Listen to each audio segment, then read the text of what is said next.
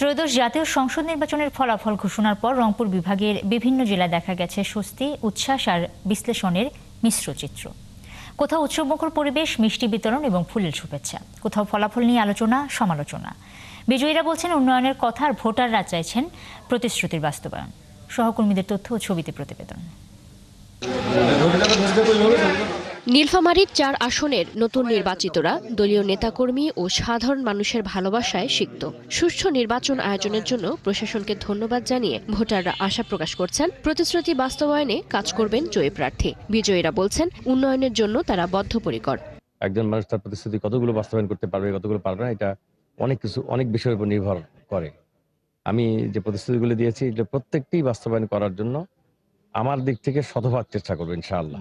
গাইবান্ধার ৫ আসনে ৪টিতে জামায়াতে ইসলামী এবং একটিতে জয় পেয়েছে বিএনপি প্রার্থী। শিক্ষকতার সাথে যুক্ত নবনির্বাচিতরা আশ্বাস দিয়েছেন নদী ভাঙ্গন, বেকারত্ব ও শিক্ষা ব্যবস্থার উন্নয়নকে অগ্রাধিকার দেওয়ার।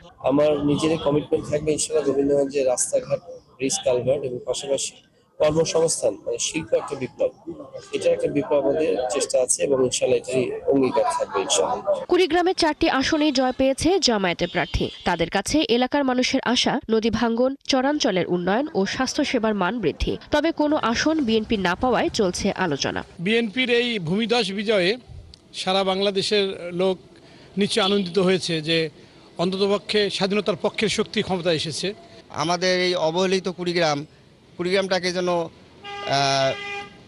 ভালো চোখে দেখে এবং এর উন্নয়ন কাজের জন্য আমাদের করে, এটা আমাদের দাবি। পঞ্চগড়ের 2টি আসনেই জয় পেয়েছেন বিএনপি মনোনীত প্রার্থীরা। আর জয়ের পর দলীয় পরিচয়ের ঊর্ধ্বে উঠে জনগণের প্রতিনিধি হতে চেয়েছেন তারা। আমাদের দেয়া যে প্রতিশ্রুতিগুলো ছিল, আমরা এই সকল প্রতিশ্রুতি সবার কাছে ইনশাআল্লাহ রক্ষা করতে পারি। দ্বিতীয়ত, আমরা কোনো অবস্থাতেই কোনো ধরনের প্রতিহিংসা রাজনীতি করব না। দিনাজপুরের 6 আসনের 5টিতে জয় পেয়েছে বিএনপি, একটি স্বতন্ত্র প্রার্থী। ফলাফল ঘোষণার পরই দিনাজপুর 6 আসন প্রার্থী ডাক্তার AZM জাহিদ হোসেনকে সংবর্ধনা দেন এলাকার মানুষ ও নেতাকর্মীরা। এখন সবার প্রতিনিধি আপনারা, প্রতিনিধি যদি আপনারা হন তাহলে সেই দায়িত্বটা পালন করতে হবে না। নির্বাচন শেষ, এখন কিন্তু নতুন সময়ের শুরু। ম্যাডাম যে কথাটা বলেছিলেন, প্রতিশোধ নয়, প্রতিহিংসা নয়, বলেছিল না? এই কথাটা সবার মাথার মগজের মধ্যে ঢুকাবেন।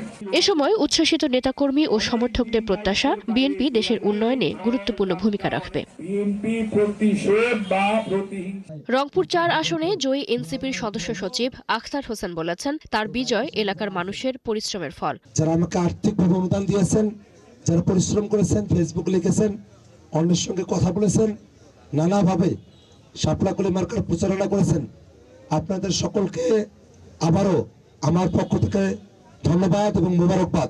তবে সব মিলিয়ে উত্তরের জনগণের প্রত্যাশা বিএনপি দেশের উন্নয়নে গুরুত্বপূর্ণ ভূমিকা রাখবে।